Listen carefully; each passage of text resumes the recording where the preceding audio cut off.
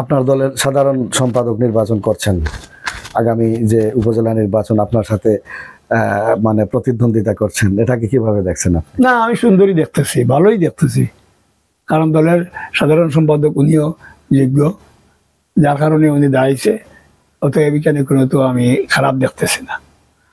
আপনি একজন বীর মুক্তিযোদ্ধা, আপনার যে দীর্ঘদিন থেকে মুক্তিযোদ্ধা সংসদের নেতৃত্বে ছিলেন, আপনি এই যে এখনকার যে সময় যে নির্বাচনী যে আমেজ, এই আমেজনে মুক্তিযোদ্ধা কিংবা তাদের পরিবার যারা রয়েছেন, পরিবারের সদস্যরা রয়েছেন, তারা সবাই কি আপনাকে সমর্থন করছেন? অবশ্যই আপনার সাথে আছে? অবশ্যই তারা সবাই আমার সাথে আছে এবং আমাকে সমর্থন জানাচ্ছে।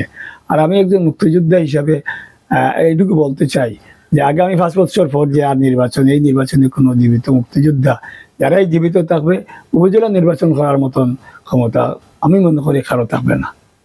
অতএব শেষ আবেদনটুকু আমার হলো জনগণের কাছে যে অন্ততপক্ষে আমরা একজন বীর মুক্তিযোদ্ধা এবং একজন মানে দেশপ্রেমিককে জনগণ ভোট দেবে। আপনি যদি আপনার প্রতিদ্বন্দ্বী প্রার্থীদের সম্পর্কে যদি সমালোচনা করেন তাহলে কি বলবেন? না, আমি কোনো প্রার্থীর বিরুদ্ধে আমি কোনো সমালোচনা করব না। তাদেরকে নিয়েই আপনি চলতে চান? হ্যাঁ, সবাইকে নিয়েই তো চলবো। ইলেকশন তো চলে যাবে 29 তারিখ, এরপরেই তো এদের মাঝেই তো আমাদের বিরাজমান। গতিকে আমি কোনো প্রার্থীর সমালোচনা করতে চাই না। আমি বরঞ্চ খুব আশাবাদী যে সরকার যেটা চাচ্ছে যে জনগণ আসুক, বিরোধী দলগুলো যাতে আসতে পারে, এর জন্য প্রতীক উঠাই দিছে।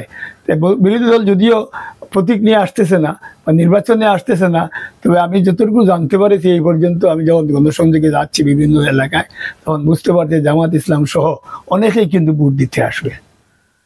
কারণ অনেকেই, তাদেরও চয়েস আছে, তারা অনেকেই ভোট দিতে আসবে। অতএব আমি মনে করি যে বেঞ্জার উপজেলা নির্বাচনটা আরো সুন্দর, আরো চমৎকার হবে।